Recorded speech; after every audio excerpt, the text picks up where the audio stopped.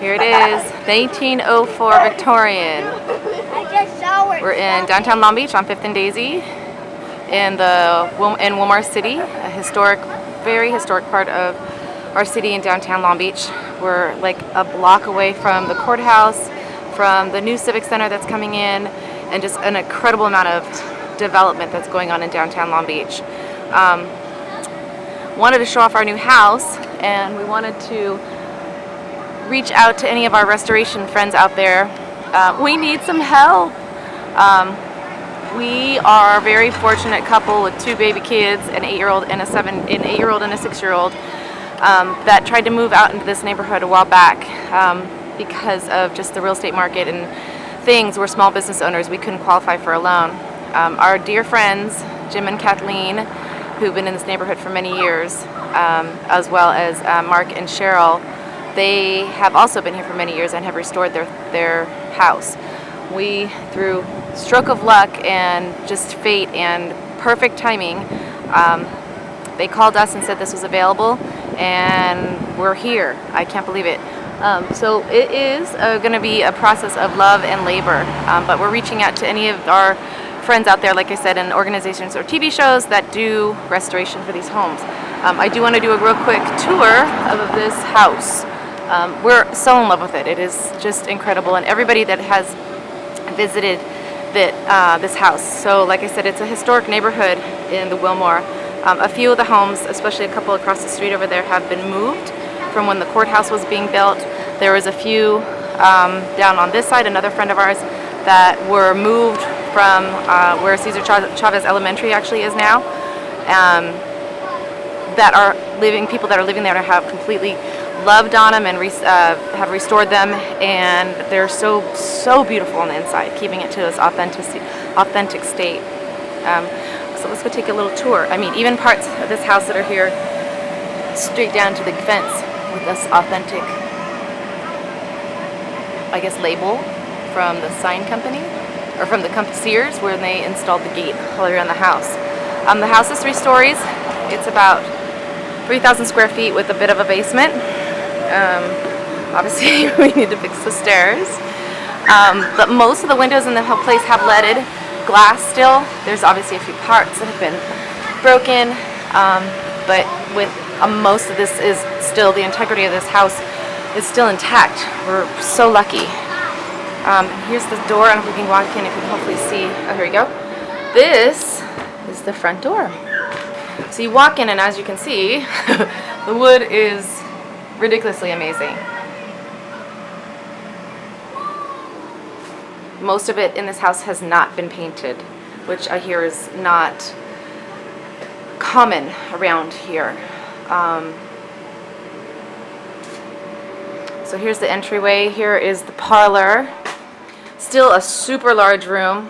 Who was living here before actually left a lot of this stuff, so we actually have to go through the process for the next few weeks and dump all of the stuff that's not wanted, some old furniture and stuff, just to start before we're able to move in. We have 2 little kids and we're on summer break, so we have a few weeks to get this done, and I'm not working right now, so that's why I'm reaching out. But check this out. So this is something that, here, I'll do it this way. Smooth running pocket doors with authentic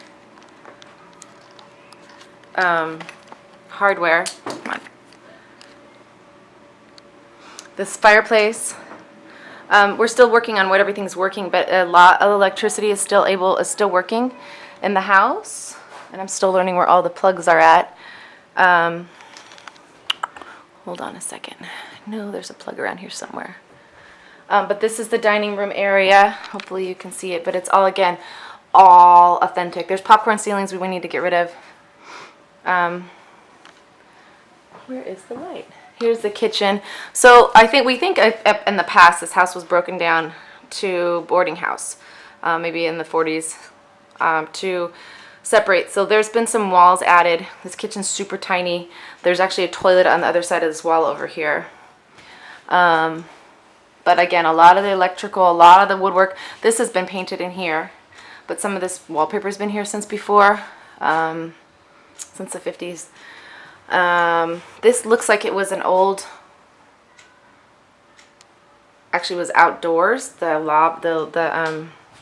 breezeway, I guess. Well, no, I guess it's the breezeway. The things over the door. See, look at this. Those are still some of the old. That one's not on. This one, that one's on.